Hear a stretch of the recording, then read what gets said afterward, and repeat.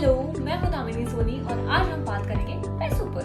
पैसों को समझने और उसे मैनेज करने के आर्ट पर, यानी हम बात करेंगे पर्सनल फाइनेंस और उससे रिलेटेड रॉबर्ट कियोसाकी की book rich dad poor dad पर। Rich dad poor dad money making का शॉर्टकट नहीं बताती, बल्कि सिखाती है कि पैसों की समझ कैसे विकसित करें और कैसे उसे एक्जीक्यूट करके रिच बना जाए। रिच डैड पुअर डैड में आज की लाइफ के सबसे इम्पोर्टेंट लेसन को समझाने की कोशिश की है और वो है पर्सनल फाइनेंस।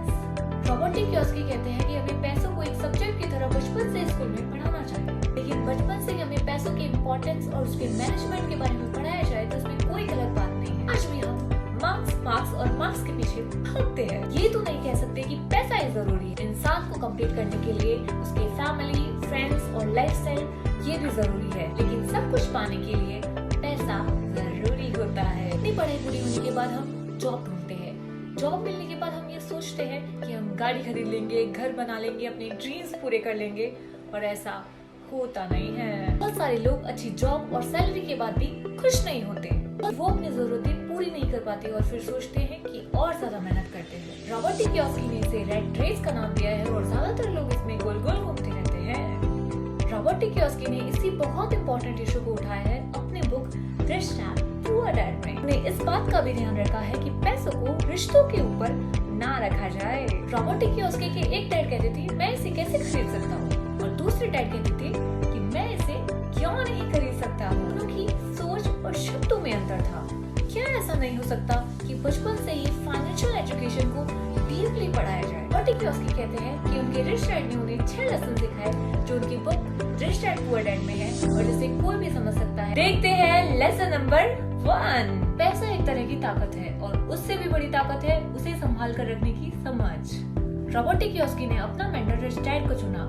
लाइफ में भी ये इम्पोर्टेंस रखता है कि हम अपने मेंटर किसको चुनते हैं। So choose your mentor wisely because your mentor will play biggest role in your career and life. Robert Kiyosaki के रिच डैड ने उनसे कहा कि सीखने के लिए बहुत कुछ है कि पैसों से अपने लिए काम कैसे कराया जाए। ये जिंदगी भर चलने वाली पढ़ाई है और इसकी वजह है कि मैं जितना जान लेता हूँ उससे भी ज्यादा जानने की इच्छा मेरी बढ़ती चली जाती है। बहुत ही कम लोगों को इसका एहसास हो पाता है कि असली समस्या पैसों की नहीं है बल्कि नॉलेज की है, सोच की है। मान ले कि एक गधे का मालिक उसकी नाक के ठीक सामने एक गाजर लटका रहा है। गधे का मालिक जहाँ जाना चाहता हो जा रहा है, लेकिन गधा तो जा ही रहा है।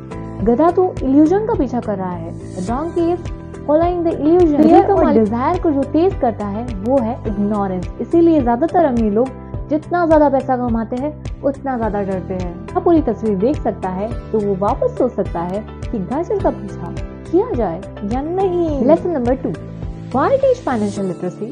बिना फाइनेंशियल लिटरेट हुए आप कितने भी पैसे कमा ले वो खर्च हो जाएंगे, वो आपकी लायबिलिटीज में चले जाएंगे।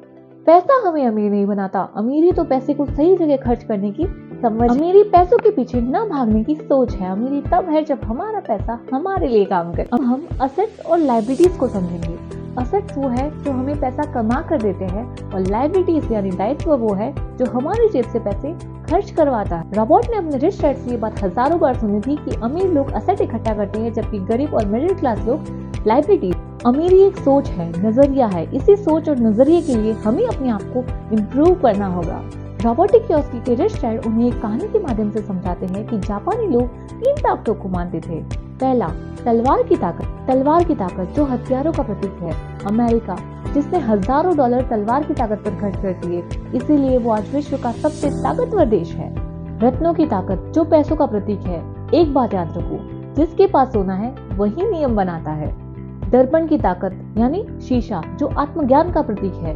जापानी कहावतों के अनुसार ये आत्मज्ञान की ताकत दोनों ताकतों से ज्यादा तेज है और हमारी भगवत गीता में भी इसी आत्मज्ञान की बात की गई है। ज्यादातर लोगों को पैसों की ताकत कंट्रोल किए हुए होती है और वो जॉब के पीछे भागते रहते हैं, पर ये नहीं सोचते कि क्या ऐसा करना समझदारी है। अगर वो दर्पण की ताकत का यूज करे तो वो इस सर्कल से निकल सकते हैं। अब फाइनेंशियल एप्टीट्यूड को समझते हैं। कैश फ्लो कहानी बता देता है कि कोई इंसान पैसे को कैसे संभालता है। Lesson number 3, mind your own business. Rich focuses on their assets while everyone else focuses on their income statement. Rich लोग अपने काम से काम रखते हैं, फोकस रहते हैं। इससे जो लोग अपने काम से काम रखते हैं, फोकस रहते हैं, अपने काम में मन लगाते हैं, वो लोग रिच बन जाते हैं। Assets of rich people: business that do not require presence, stocks, bonds, income generating real estate.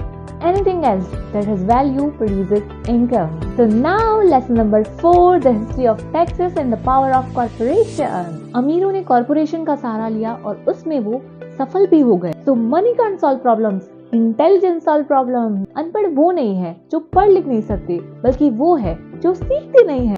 Lesson number 5, the rich invent money.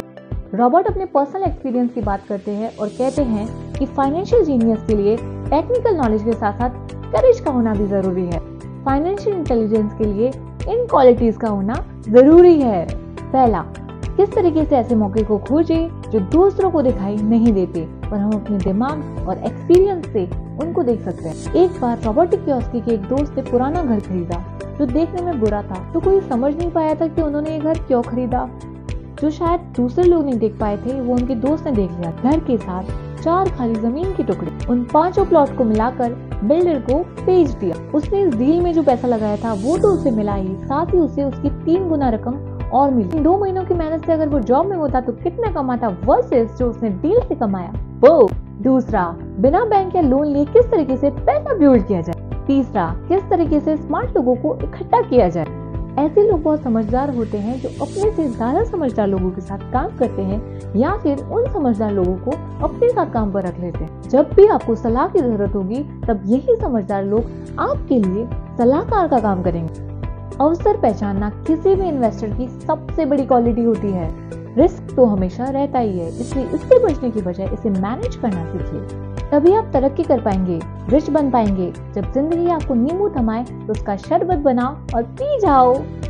Lesson number 6, work to learn, don't work for money. Robert कहते हैं कि मेरे educated dad के लिए job security सब कुछ थी और मेरे रिच डैड के लिए सीखना ही सब कुछ. शायद मैकडॉनल्ड्स सबसे अच्छा हमबर्गर नहीं बनाता, but they are at the best at selling and delivering basic average burger. बहुत सारे लोग हमबर्गर सेलिंग और डिलीवरिंग की बजाय हमबर्गर बनाने की स्किल के ऊपर फोकस करते हैं. ग्रेट अपॉर्चुनिटीज को आंखों से नहीं देखा जा सकता, उसे हम दिमाग से देख सकते हैं. इसीलिए अपने दिमाग को अच्छे से ट्रेन करें, ये बेशुमार दौलत पैदा कर सकता है. ऐसे ही नॉलेजेबल वीडियोस के लिए चैनल को सब्सक्राइब और वीडियो को लाइक करना ना भूलें. Thanks for watching.